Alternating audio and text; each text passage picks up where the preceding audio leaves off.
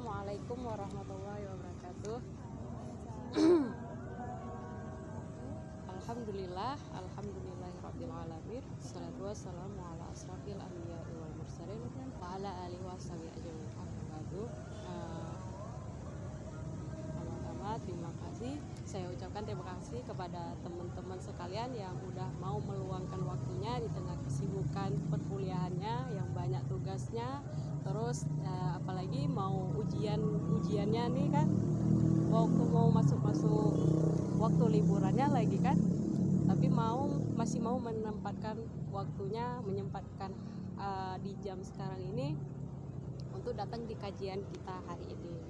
Nah, terima kasih juga kepada pemateri ya kan, yang sudah mau meluangkan waktunya juga di tengah kesibukan yang kalau kita bilang mungkin padat, tapi mau menyempatkan waktunya untuk mengisi berbagi ilmunya, juga sharing kepada teman-teman sekalian.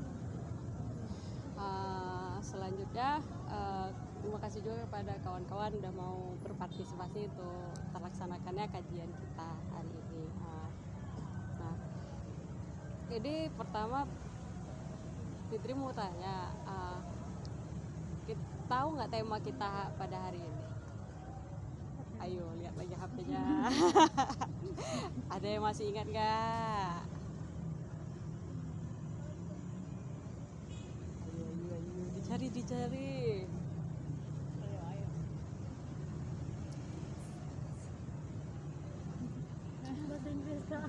Oh ya. Jadi tema kita hari ini tuh yang berjudul, ini pun nggak bisa pasnya juga nih kan, Let's Start a Journey Again. Nah, jadi maksudnya tuh mari mulai perjalanan lagi, ya kan? Dibilang gitu ya kan. Maksudnya tuh apa ya? Fitri juga nggak tahu nih maksudnya memulai perjalanan tuh bagaimana kan. Maksud dari Start a Journey Again ini apa sih sebenarnya?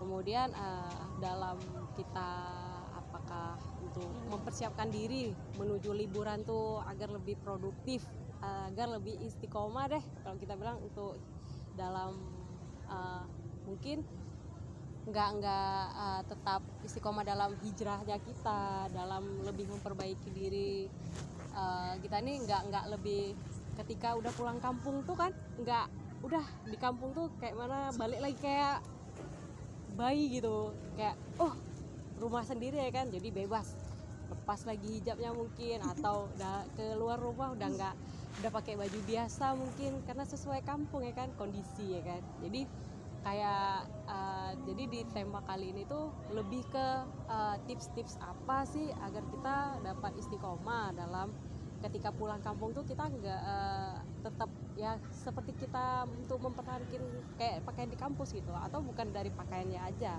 mungkin dari ilmu-ilmu, dari entah pengetahuan selain pakaian, habis itu tentang pengetahuan tentang alam-alam lagi salah kan, grogi nih. Mau lebih produktif lagi lah, lebih nggak ketika pulang kampung tuh nggak udah balik lagi gitu. Ketika balik ke kampus ya kita harus mengulang lagi gitu untuk hijrah gitu ya kan. Jadi langsung aja nih, sekalian Fitri juga mau tahu perjalanan seperti apa sih yang bakalan disampaikan oleh Kak Ayu. Kepada Kak Ayu dipersilahkan. Assalamualaikum warahmatullahi wabarakatuh. Waalaikumsalam. Kakak mau cerita dulu tentang kondisi mahasiswa gitu. Jadi nanti kita untuk melakukan agenda-agenda kita selama liburan itu ada korelasinya dengan pemahaman kita tentang kondisi mahasiswa yang sekarang gitu kan. Jadi banyak kan tipe-tipe mahasiswa gitu. Kayak misalnya mahasiswa yang kupu kuliah pulang gitu, udah setiap mata kuliah ya kan, misalnya pagi masuk kuliah gitu, kemudian siangnya udah selesai nih langsung pulang gitu, padahal masih banyak jeda waktu itu untuk ya dia bisa berorganisasi, bisa diskusi ya kan, untuk apa tadi, menambah wawasan. Karena nggak cukup di bangku kuliah aja kita menimba ilmu ya kan, di menghadap dosen gitu. Dosen itu hanya ngeluarin 20% dari ilmu pengetahuannya. Jadi mahasiswa itu dituntut kalau sekarang itu harus nyari sendiri ya kan. Kalau kita nggak nyari sendiri, dari mana kita untuk memenuhi 80%-nya gitu.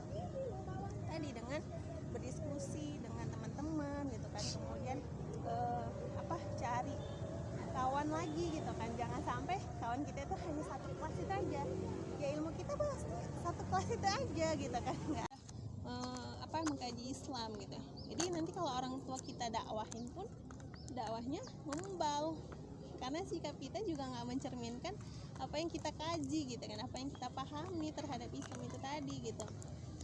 Jadi birrul walidain itu adalah satu hal yang wajib ya kan. Kemudian membantu orang tua tetap, misalnya orang tua teladang kita bantuin, kita ringankanlah beban orang tua. Misalnya orang tua teladang, kita beresin rumah, kita masak gitu. Kita menjadi anak yang diidam-idamkan orang tua gitu.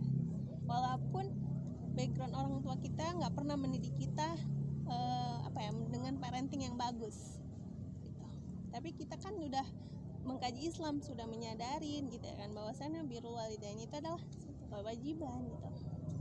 Jadi kita tunjukkan dengan sikap kita bahwasanya kita sudah tidak seperti yang dulu gitu. Kita beda loh dengan mahasiswa yang lainnya gitu. Jadi masyarakat melihat kita, orang tua melihat perubahan kita. Jadi ketika kita sampaikan Islam tadi itu walaupun mereka punya pendapat sendiri, tapi setidaknya kita didengar gitu kan. Jadi kita bilang menutup aurat itu wajib. Misalnya ada orang tua yang masih belum berkerudung gitu kan, atau orang tua yang masih suka itu ngambil pinjaman yang berbunga itu. Kalau di kampung kakak itu yang mekar ya. Kita berdakwah gitu, kalau misalnya kita nggak menunjukkan sikap tadi gitu kan, ya orang tua ketika disampaikan riba itu haram, riba itu seperti ini nggak bakalan dengar gitu. Kalau nengok anaknya tadi masih ya nggak menunjukkan sikap yang benar-benar berubah gitu. Kemudian saat ini kan sedang gencar-gencarnya pemilu ya kan, pemilu yang nanti akan dikasih uang sogok kalau dibilang pelancar, pelicin gitu kan. Nah itu kan sebenarnya nggak boleh kan untuk kita terima gitu kan. Padahal kalau orang tua dibilang alah nggak apa-apa gitu kan, ini kan dia ngasih gitu ya, tapi dari uang itu kan kita tahu maksudnya apa gitu. Itu adalah uang sogokan secara nggak langsung kan. Nah itu uangnya itu kan nggak halal gitu. Jadi kalau untuk dikasih dikasih ke orang tua kita, kemudian untuk makan itu kan jadi ibaratnya yang kita makan itu bukan dari uang yang halal gitu. Nah itu kan kita bisa dakwahin, nah itu jangan diterima kalau bisa gitu kan.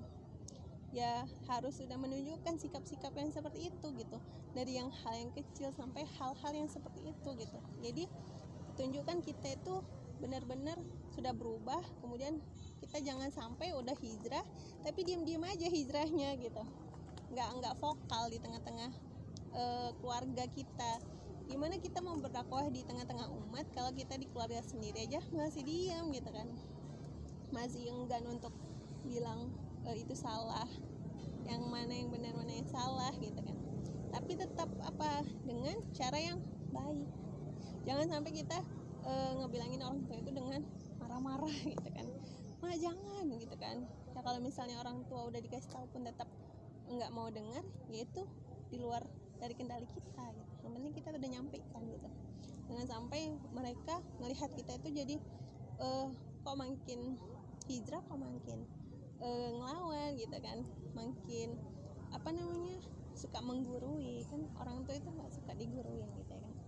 Pasti mereka merasa direndahkan kalau kita itu bersikap seperti itu gitu. Walaupun kita sudah ibaratkan udah kuliah, mereka pasti tahu kan kita itu seorang mahasiswa gitu. Tapi walaupun kita di hadapan orang tua, kita seperti harus lebih rendah, ibaratkan nada suara kita dengan nada orang tua.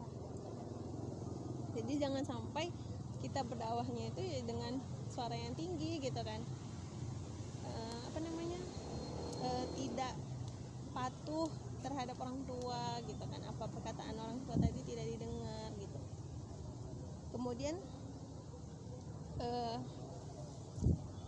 tadi kan sudah memperlihatkan sikap yang sesuai dengan lisan kita gitu. Jadi kita tadi bilang berjilbab itu adalah wajib, berkerudung itu adalah wajib, kita tunjukkan sikap tadi berpakaian gitu kan. Jadi orang tua sendiri pun ngelihat anak kita udah anaknya udah istiqomah nih pakai kerudung, pakai hijab gitu. Kemudian apa? Menjaga ketaatan kepada Allah ya kan. Jadi di kampung nanti jangan sampai ibadahnya itu longgar gitu kan. Di kampus aja gitu kan, di perantauan aja kita ikut kajian hijrah, kemudian ikut berdakwah juga, kemudian ibadahnya juga bagus gitu kan. Pas di kampung semuanya lost gitu kan, semuanya bablas gitu kan, ibadah sunnahnya juga nggak terjalankan, kemudian hafalan Al-Qur'annya juga enggak gitu kan. Kemudian apalagi ya ibadah-ibadah sunnah kayak tahajud gitu kan, itu kan meningkatkan kedekatan kita kepada Allah. Jadi harus tetap istiqomah. Hijrah itu sebenarnya mudah, cuman yang susah itu menjaga keistiqomahan untuk hijrah gitu ya kan. Hari ini bisa kita niatkan gitu kan untuk kajian, untuk misalnya ibadah sunnah, nanti malam aku tahajud gitu kan, bangun pagi gitu. Terus bisa aja besoknya berubah lagi gitu kan kalau nggak istiqomah tadi gitu kan. Jadi harus habit, jadikan habit, kebiasaan gitu kan. Jadi ketika di kampung tidak lost dari aktivitas-aktivitas biasanya gitu, seperti ibadah sunnahnya, kemudian hafalan Al-Qur'an, kemudian kita juga menambah ilmu tadi dengan bacaan buku, misalnya buku-buku yang terkait ilmu agama gitu kan, atau baca sirah ya kan, baca sirah Nabi gitu kan, biar tahu gitu kan gimana perjalanan dakwahnya Rasul.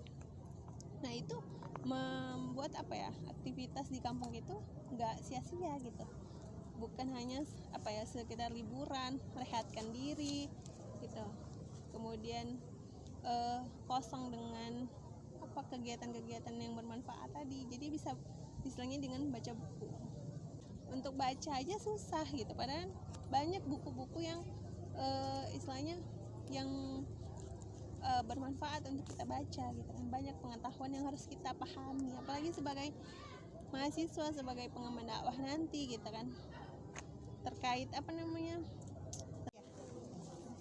Udah siap deh. Jadi Masya Allah kali ya pemateri memaparkan tips-tips untuk kita setelah habis liburan ini, mau liburan kan, apa aja tuh untuk mempersiapkan diri agar nggak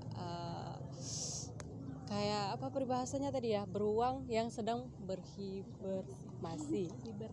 hibernasi, yang nggak ngapa-ngapain, tidur aja ya, atau memang nggak ngapa-ngapain sama sekali. Jadi ketika pulang kampung tuh ya udah cukup kita bangun, tidur, makan lagi gitu aja ya kan, scroll TikTok, habis itu nengok YouTube, nengok opa-opa Korea kan.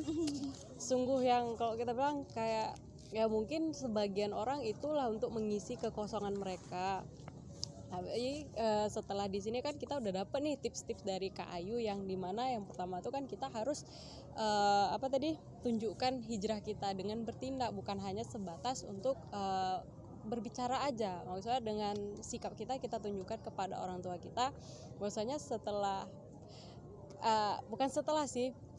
liburan ini kita tunjukkan kita kan udah berhijrah tuh dengan sikap kita, habis itu dengan pakaian lebih tertutup, misalnya dengan lebih birual hidain lah, dengan kalau misalnya ada orang tua melakukan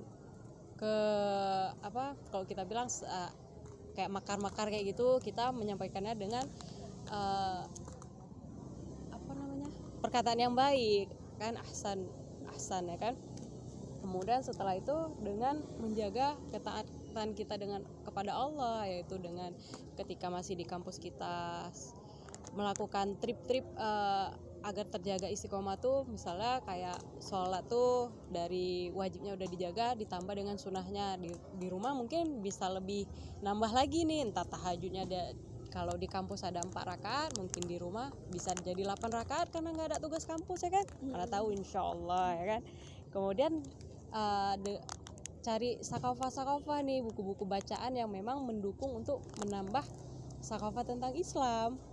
Selanjutnya itu ada tetap di barisan jamaah. Jadi kita cari-cari orang-orang yang memang membantu kita dalam mendukung kehijrahan kita itu. Misalnya di kampung nih, kalau misalnya nggak ada kan bisa konsultasi melalui kakak-kakak di sini. Nanti mana tahu kakak-kakak di sini ada yang kenal yang dekat-dekat kampung, adik-adik atau teman-teman sekalian ya kan.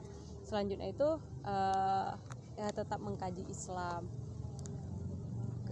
Dari sini mungkin adik-adik ada yang kurang ngeh atau ada yang ada yang greget ingin ditanyakan gitu kepada Kak Ayu, boleh dipersilakan.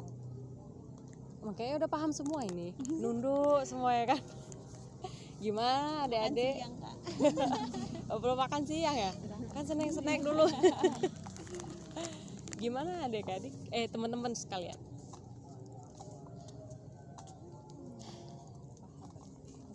Kak Salu? Mana?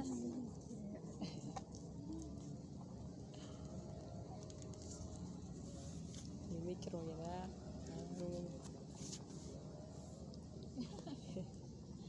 Pukul-pukulan, tanya kan berarti nggak pukul-pukulan. Udah paham kayaknya nih. Udah paham ini ya? Paham deh. Paham Kalau nggak kami yang bertanya nih boleh nggak ya? Kakak yang bertanya nih. Untuk refresh aja. Ini nggak ada yang bertanya nih. Kakak yang tanya boleh nggak ya?